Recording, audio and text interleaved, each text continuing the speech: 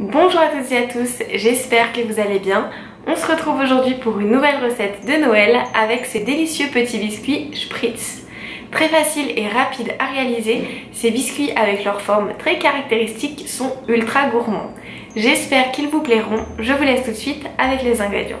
Pour une quinzaine de biscuits, vous aurez besoin de 190 g de beurre à température ambiante, 225 g de farine plus une pincée de sel, un blanc d'œuf, 75 g de sucre glace et un peu de vanille en poudre. On commence par placer dans un saladier le beurre à température ambiante. On le fouette avec un batteur électrique ou à la main pour le détendre et le faire devenir bien crémeux. On ajoute ensuite le sucre et la vanille et on continue de mélanger.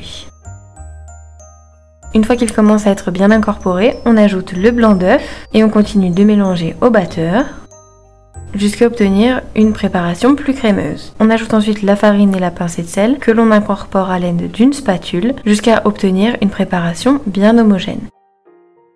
Veillez à ne pas trop travailler la pâte pour ne pas la rendre trop molle. Une fois que la farine est incorporée, on arrête immédiatement de la mélanger. On place ensuite notre pâte dans une poche à douille préalablement munie d'une douille cannelée d'au minimum 16 mm de diamètre. C'est très important pour pouvoir pocher vos biscuits convenablement.